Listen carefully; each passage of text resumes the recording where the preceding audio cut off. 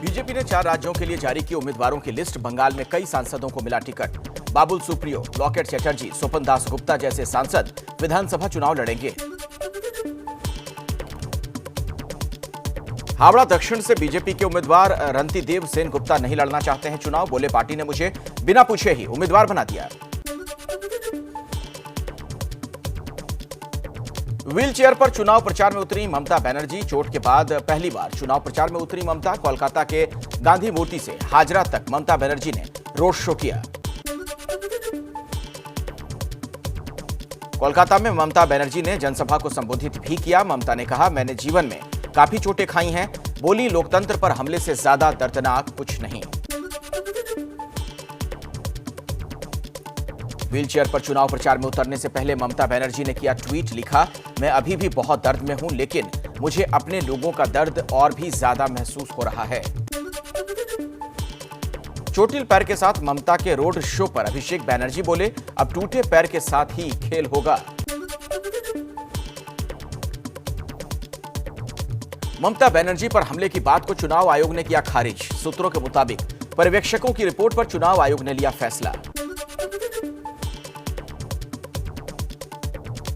24 मार्च को कांथी में प्रधानमंत्री मोदी की रैली में शामिल हो सकते हैं शुवेंदु अधिकारी के पिता और टीएमसी के सांसद शिशिर अधिकारी। कल ही बीजेपी सांसद लॉकेट चटर्जी ने शिशिर अधिकारी से मुलाकात की थी। नंदीग्राम में बीजेपी के शुवेंदु अधिकारी का टीएमसी कार्यकर्ताओं ने विरोध किया। एक कार्यक्रम में पहुंचे शुवेंदु के खिलाफ नारेबाजी की गई। वहीं ममता बनर्जी ने नंदीग्राम में 2007 में हुए हिंसा दिवस पर ट्वीट किया है। ममता ने घटना को बंगाल का काला दिवस बताया। नंदीग्राम में अपनी जान गंवाने वालों को श्रद्धांजलि दी। पश्चिम में हिंसा थमने का नाम नहीं ले रही। नॉर्थ 24 परगना में टीएमसी कार्यकर्ताओं पर बीजेपी कार्यकर्ता पर हमले का आरोप। हमले में बीजेपी कार्यकर्ता के परिवार के 3 लोग घायल। असम के तिनसुकिया में गृह मंत्री अमित शाह ने भरी हुंकार। बोले, असम से आतंकवाद खत्म करने का वादा पूरा किया। अब अगले 5 साल में असम से घुसपैठ खत्म कर देंगे। कुछ ही देर में बंगाल के खड़गपुर में अमित शाह रोड शो भी करेंगे। असम के चुनावी रण में उतरे रक्षा मंत्री राजनाथ सिंह। असम के विश्वनाथ जिले की रैली में असम की मौजूदा बीजेपी सरकार की उपलब्धियां भी गिनवाई। कहा, असम के सभी जिले अब खुले में शौच से मुक्त हैं। बंगाल में किसानों की महापंचायत जारी है। आज सिंगूर में किसान महापंचायत का आयोजन किया गया। किसान आंदोलन से जुड़े नेता बीजेपी के खिलाफ प्रचार कर रहे हैं। बंगाल में किसान नेताओं के प्रदर्शन पर बीजेपी नेता जुएल ओराम का तंज। कहा, ममता दीदी से टिकट क्यों नहीं ले लेते किसान नेता। संगम नगरी प्रयागराज पहुंचे किसान नेता राकेश टिकैत। किसानों से मुलाकात कर आंदोलन में सहयोग की अपील की। राकेश टिकैत ने कहा, चुनावी राज्यों में बीजेपी को हराने की अपील करेंगे। पश्चिम बंगाल में जारी है सियासी हिंसा। बीजेपी युवा मोर्चा के पूर्व अध्यक्ष ने टीएमसी पर लगाया मारपीट का आरोप। घायल नेता रायगंज मेडिकल कॉलेज में भर्ती हैं। तमिलनाडु में विधानसभा चुनाव को लेकर दल बदलने का दौर जारी। आज चेन्नई में बीजेपी में शामिल हुए डीएमके विधायक पी सर्वनन। पुदुचेरी में कांग्रेस की चुनावी बैठक में हंगामा। कार्यकर्ताओं ने बैठक में डीएमके के झंडे लहराए। तमिलनाडु में डीएमके ने घोषणा पत्र में चला महंगाई वाला दाव। सरकार बनने पर पेट्रोल 5 रुपए और डीजल 4 रुपए सस्ता करने का वादा। गैस सिलेंडर पर 100 रुपए की सब्सिडी देने का भी ऐलान। कांग्रेस ने तमिलनाडु विधानसभा चुनाव के लिए 21 उम्मीदवारों की लिस्ट जारी की। तमिलनाडु में डीएमके के साथ गठबंधन में शामिल कांग्रेस 25 सीटों पर चुनाव लड़ रही है। चुनाव आयोग ने चुनावी राज्यों के मुख्य सचिवों को लिखी चिट्ठी। विज्ञापन के लिए सभी पार्टियों को समान अवसर मुहैया कराने के दिए निर्देश। जेडीयू में शामिल हुए आरएलएसपी प्रमुख उपेंद्र कुशवाहा पार्टी का जेडीयू में विलय किया। कहा, अब जेडीयू के साथ मिलकर काम करेंगे। हैदराबाद में विधान परिषद की 2 स्नातक सीटों के लिए हुए मतदान। 17 मार्च को होगी वोटों की गिनती। इस चुनाव के लिए टीआरएस समेत कई पार्टियों ने जोर शोर से प्रचार किया था।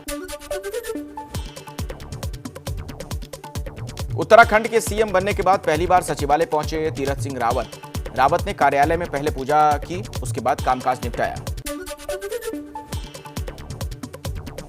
गोलीकांड में फरार बीजेपी सांसद कौशल किशोर का बेटा आयुष पहुंचा थाने। खुद पर गोली चलवाने का है आयुष पर आरोप। पुलिस ने नोटिस भेजकर थाने पर तलब किया था।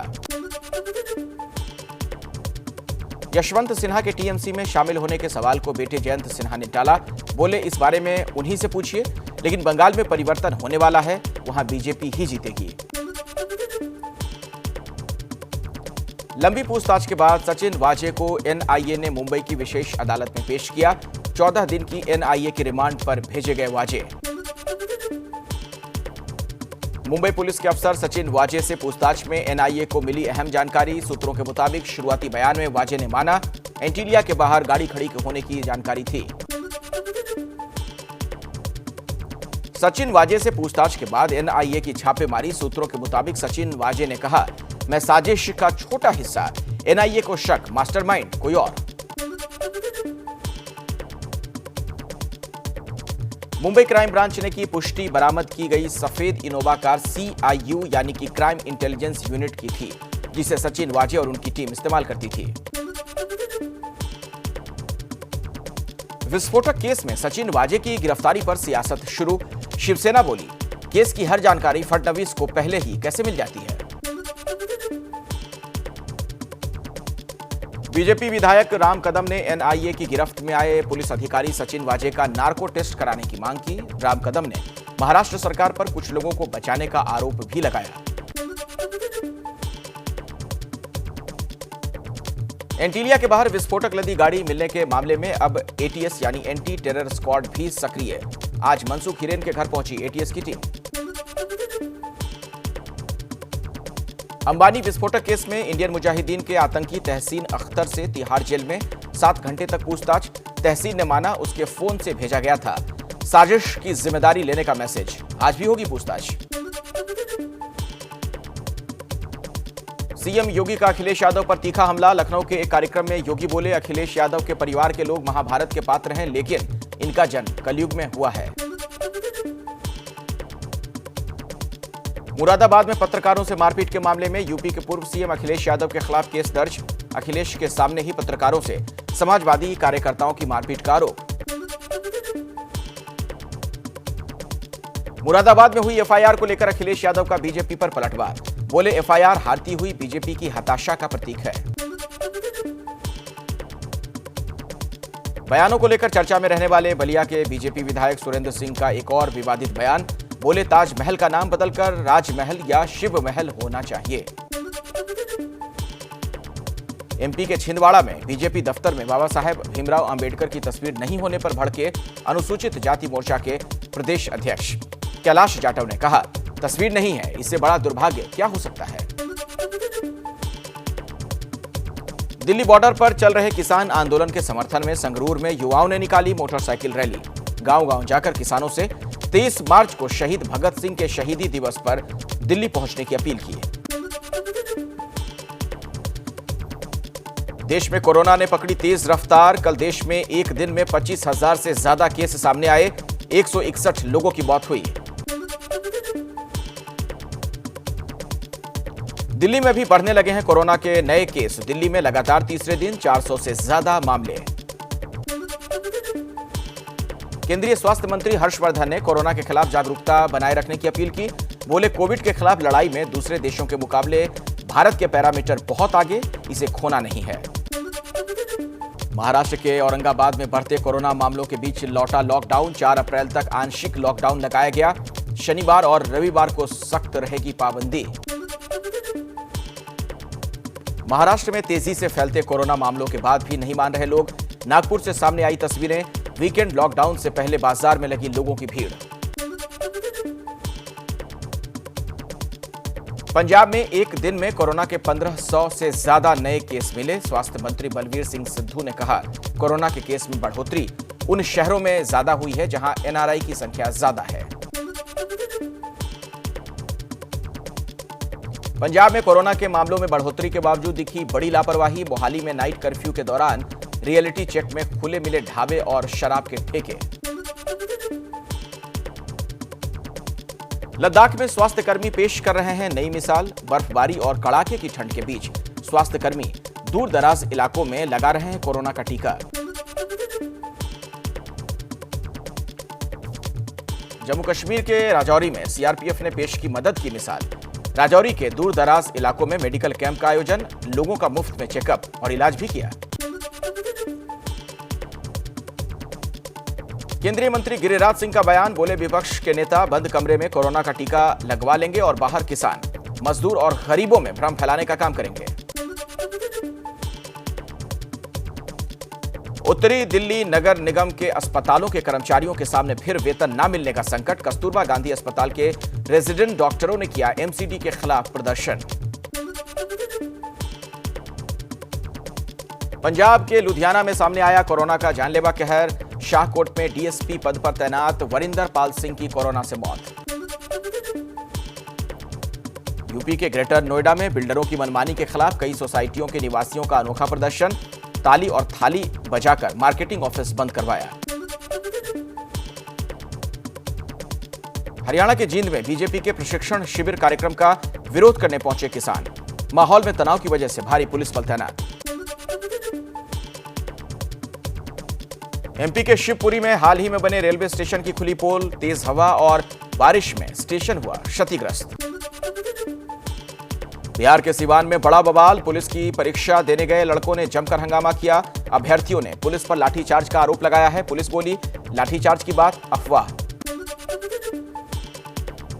शराबबंदी वाले बिहार में शराब की तस्करी का बड़ा खेल। हाजीपुर में एक ही जगह पर 12 घंटे के अंदर शराब से भरे 2 ट्रक पकड़े गए।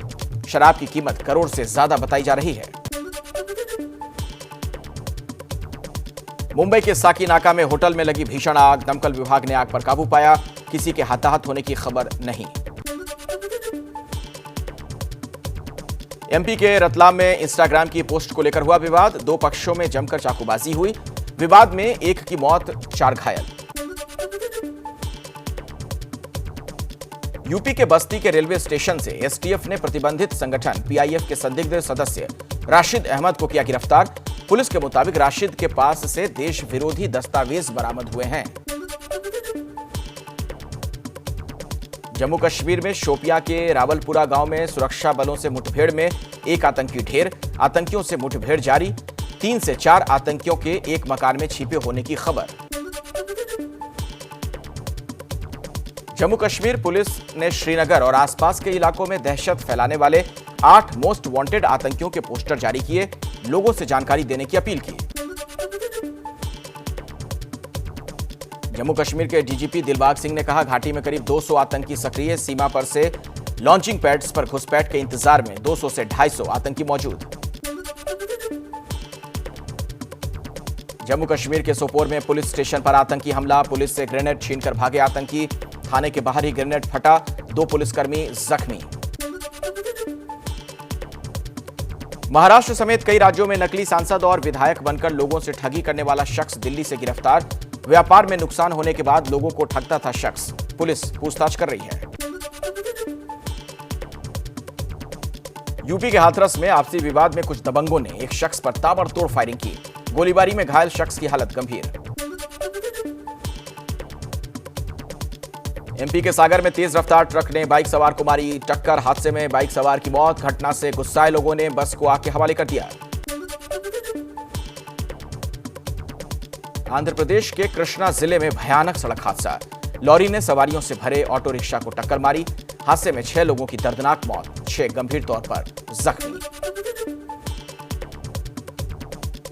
यूपी की राजधानी लखनऊ में अपराधियों के बुलंद हौसले। हसनगंज इलाके में लूटपाट के इरादे से घर में घुसे अपराधियों ने बुजुर्ग महिला को गोली मारी। महिला का अस्पताल में इलाज जारी। हरियाणा की कुरुक्षेत्र अंबाला बॉर्डर पर नहर के अंदर 5 जिंदा बम मिलने से इलाके में हड़कंप। जानकारी मिलने पर बम निरोधक दस्ते ने बम को डिफ्यूज किया। तमिलनाडु के विरुधनगर में पटाखा फैक्ट्री में लगी भीषण आग। पटाखा फैक्ट्री को बड़ा नुकसान। किसी के हताहत होने की खबर नहीं। यूपी के एटा में मालखाने से शराब की तस्करी के आरोप में एक थानाध्यक्ष पर केस दर्ज। आरोपी थानाध्यक्ष को किया गया सस्पेंड। करीब 1500 शराब की पेटियों की तस्करी का आरोप। प्रयागराज में बाहुबलियों के खिलाफ ऑपरेशन के तहत बड़ी कार्रवाई। अब बाहुबली अतीक अहमद के शॉपिंग कॉम्प्लेक्स को प्रशासन ने किया जमींदोज। वक्फ बोर्ड की जमीन पर बना था कॉम्प्लेक्स। बिहार के सुपौल में सामने आया हैरान करने वाला मामला। आर्थिक तंगी की वजह से एक ही परिवार के 5 लोगों ने सामूहिक खुदकुशी कर ली। पुलिस जांच में जुटी। अयोध्या में राम जन्मभूमि न्यास के अध्यक्ष महंत नृत्य गोपाल दास के मंदिर में एक साधु ने गला काटकर दी जान। छोटी छावनी के उत्तराधिकारी का दावा, गुजरात सरकार के मंदिर को तोड़कर सड़क बनाने से विक्षिप्त थे साधु। दिल्ली में एफएमजीई मेडिकल परीक्षा में फर्जीवाड़े के मामले में जांच जारी है। पुलिस ने एमबीबीएस की पढ़ाई कर विदेश से लौटे युवक को गिरफ्तार किया। अपनी जगह दूसरे से परीक्षा दिलवाने का आरोप।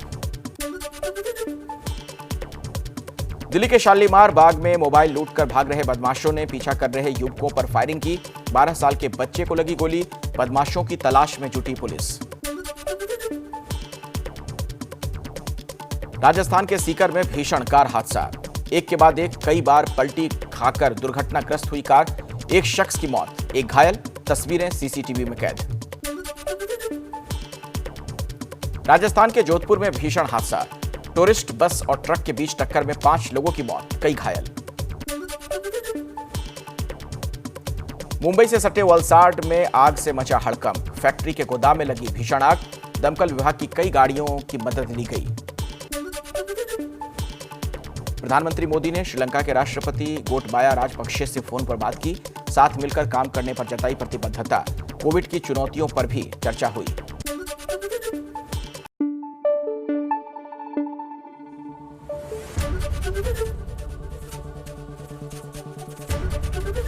एबीपी न्यूज आपको रखे आगे।